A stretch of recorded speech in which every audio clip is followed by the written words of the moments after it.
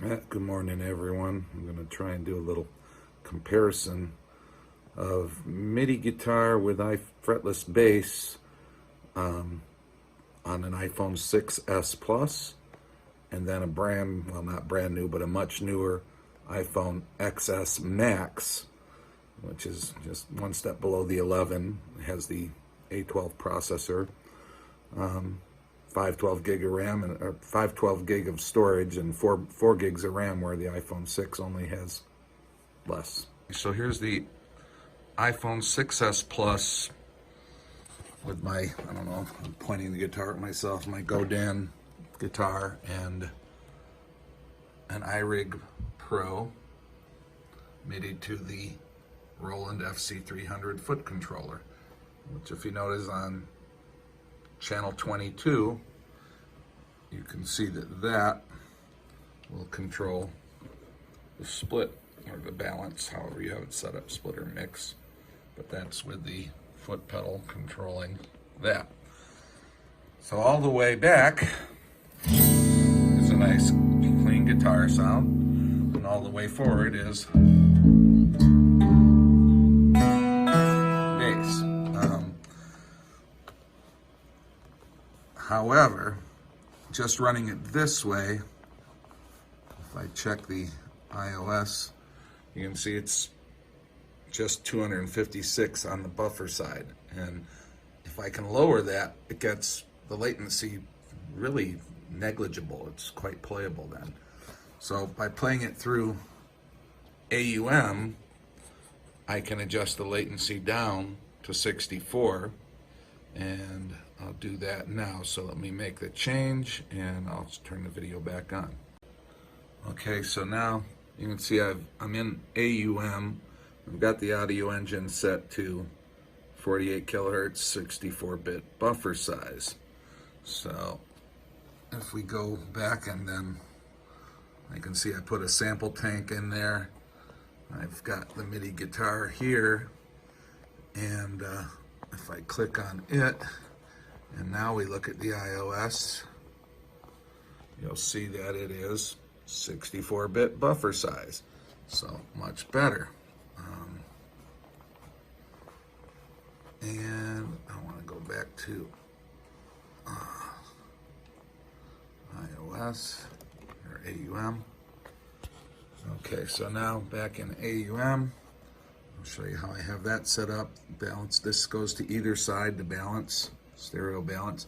The strings are balanced only to the right, as is the bass in MIDI guitar. So this has some strings layered very quietly. And then I have a bus that is controlled by the foot pedal.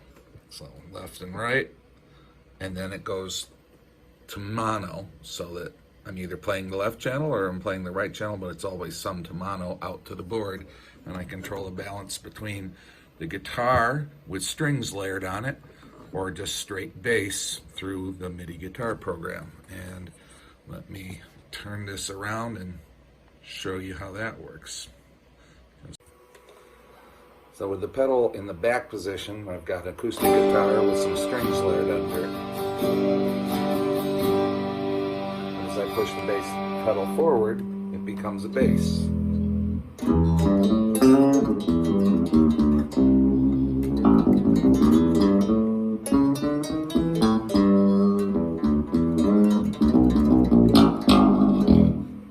And it works pretty good. It tracks better with the 64, I believe, than at 256.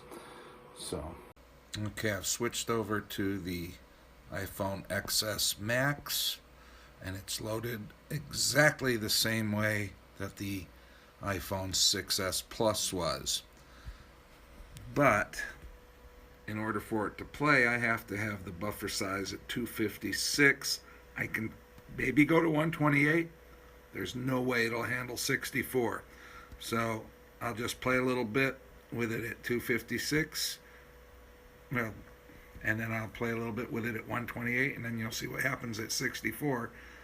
It can't compete with the 6s Plus. So I'll just set this down and play a second. Okay, here it is with the buffer at 256. if it doesn't crash. It's been crashing even at this, but it's just a guitar with little strings. When I push my pedal down, up, went back to bass and it crashed. I got a few notes out. Running in default mode. This is the standalone mode. It loads the acoustic piano. We can see what the default is setting it goes to here is 44.1, 256 buffer.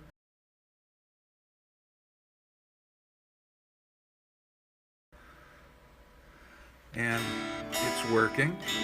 And you can see input there is here, but you heard it drop out there. And if I keep playing for a while, it's eventually just going to stop completely and probably drop. There, it dropped out. It may come back, or it may just stop completely. I think it's stopped completely. So less than a minute.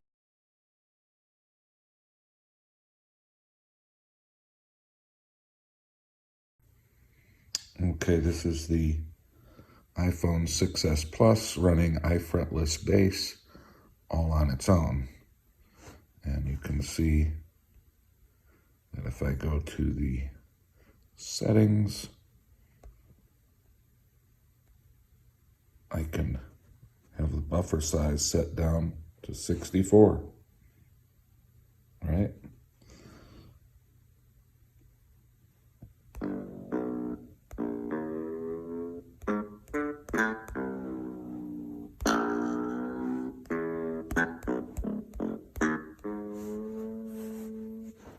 Works fine, and through MIDI, controlling it with my guitar, it makes my guitar sound just like a nice bass. Now I will switch over to the XS Max.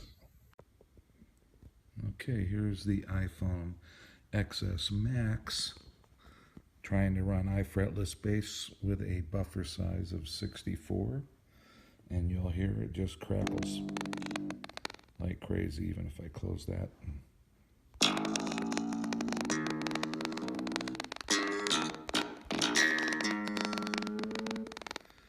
Not even near as good as the iPhone 6s Plus. And this is with no other apps running, just iFretless. It's not plugged into any interface, it's just on the internal audio bus, but it's just that bad too when I run it through the iRig.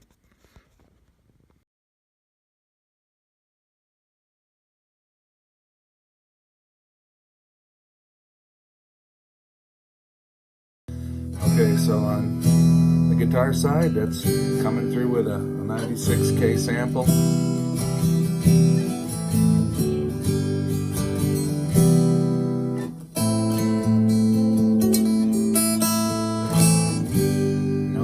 No hiccups, sounds fine.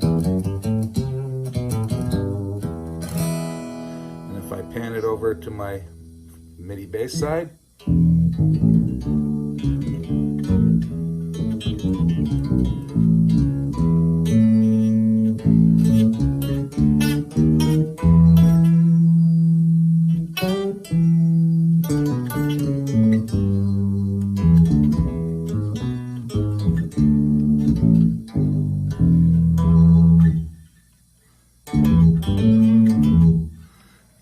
it tracks pretty good with 64 frame buffer size, and it's fairly clean.